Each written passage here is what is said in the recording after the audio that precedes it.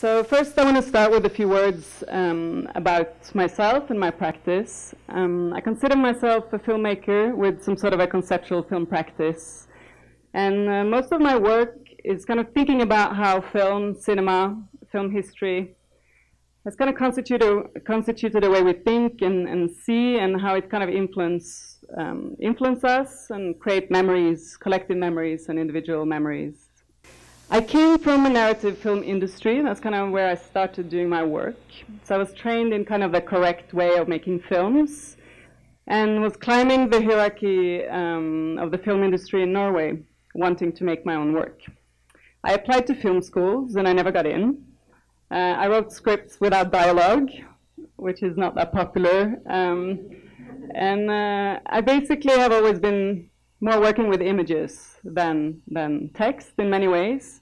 So my scripts were always just like these long descriptions of images. So it was not before I kind of turned towards the world of visual arts that I found a place for my work to somehow function. And I wanted to start with this kind of a test that I did from digital screens in Times Square in New York City in 2016. In a way, it illustrates kind of what I'm wanting to do with my work, trying to grasp digital screen technology, trying to understand it, trying to understand film and moving images, how it produces subjectivities, how it creates memories. It's somehow, this is a naive attempt to use kind of an analog lens to kind of grasp the digital. So this is a digital transfer from an analog film, shot on 16mm, hand-processed with help, hand-edited on an old Steenbeck machine, and to be projected from a film projector. So this is just for this case. So the project Not Worth It was a series of fake commercials. It was kind of coming out of the days where I'd been working. I was not in the art world at all. I was working with Adbusters and was thinking around tactical media.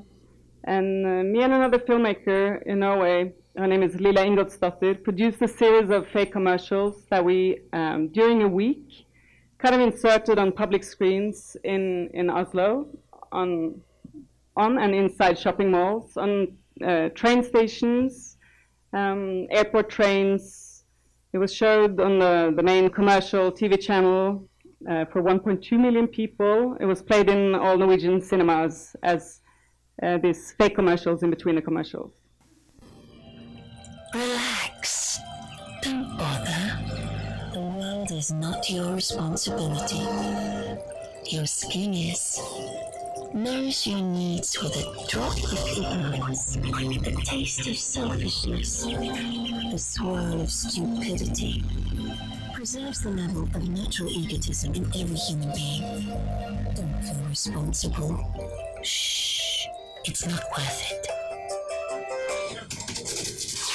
I guess expose the mechanisms and the language of advertising and kind of revert it in a way.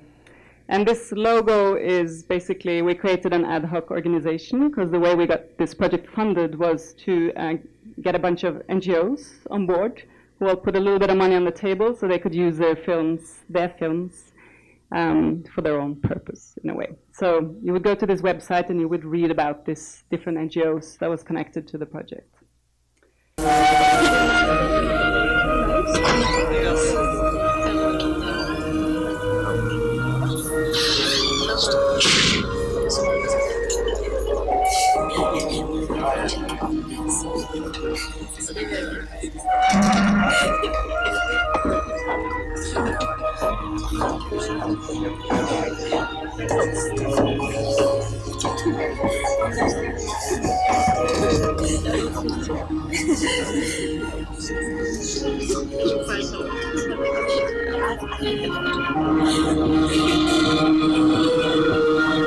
Hey. How you doing? Good. So, let's say I'm a reporter, and I'm interviewing people about why they come here. Alright? And let's pretend you're a tourist. Now, this is important for future reference. Okay. You like the people here? Why'd you come here? Amusement? Nope. I used to come here a lot as a teenager. Still feels pretty similar. It's hard to tell.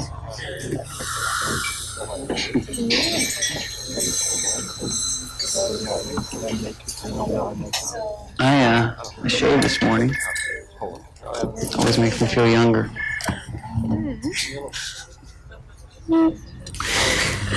You by yourself? Married?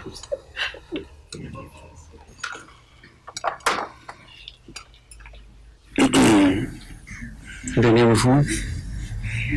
And it's like when we come back to a place, it's like the past and present merge.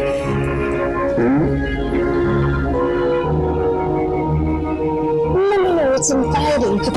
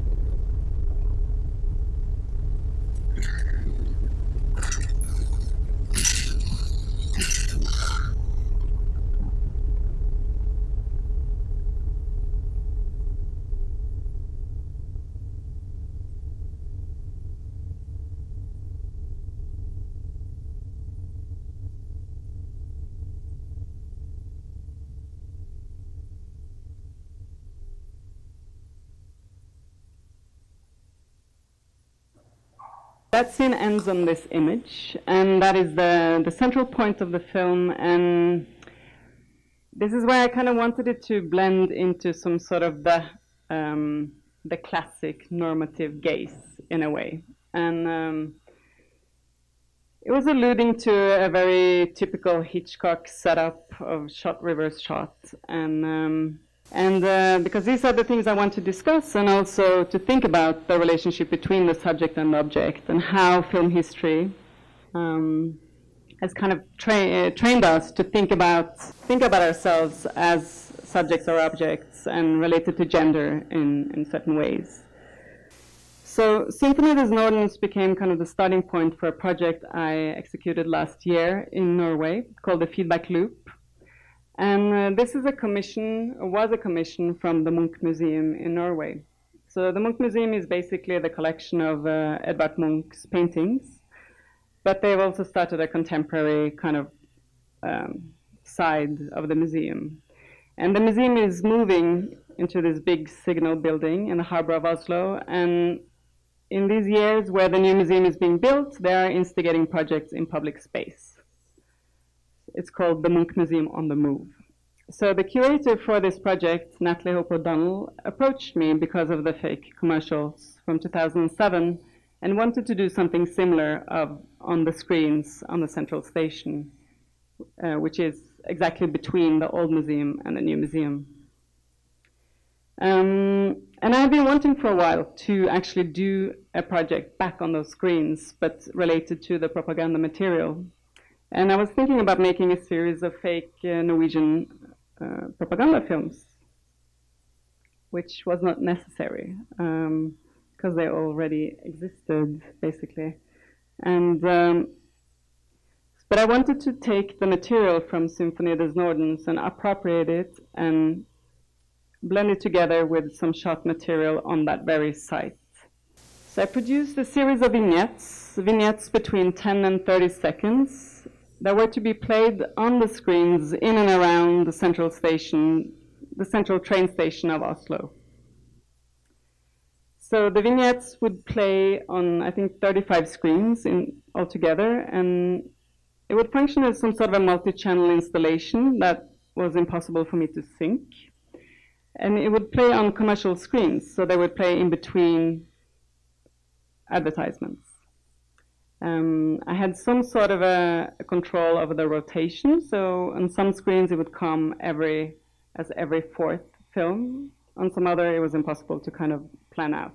So these videos don't really function as anything else than a documentation right now, like this, because it's a completely site-specific project that is to be seen on that particular screen where the film is shot.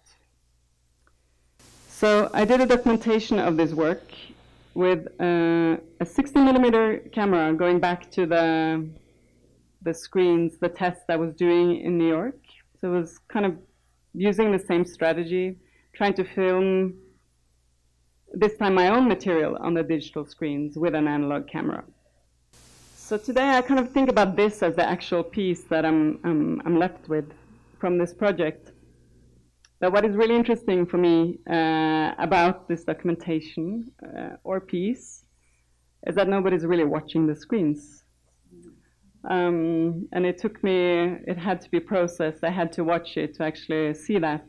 And nobody's watching my piece, but nobody's watching the other commercials either. So I was trying to think about what is this and how. And another thing that was important for me when doing this project was I wanted to think about the relationship between humans and screens. And I wanted for the character in my film to be absorbed on the screen, but also how this would be relating to the material before and after my video. And in a way, when watching this, I'm thinking about how this material just become a part of the ecology in a way. So I don't know if that's, in a way, it's the complete triumph of consumer capitalism, which is horrible. But on the other hand, I'm trying to think of it as, again, creating that glitch because of the self-reflexivity. So I'm going to read a passage from the catalogue of this project, coming out of a conversation I had with Pasi Valiaho, who's a professor in screen culture at the University of Oslo. And we were discussing the fact that nobody was watching the screens. Piercing through the bubbles that already circumscribe people's existence is surprisingly hard.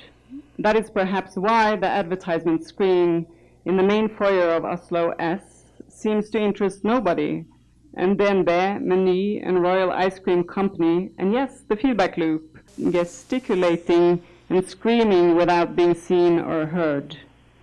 But are we right in assuming that advertisement screen actually even wants to be seen and heard? Perhaps the screen is just happy with its repetitive task of emitting what appears to the onlookers as visual noise, with simply being an environment? Question mark.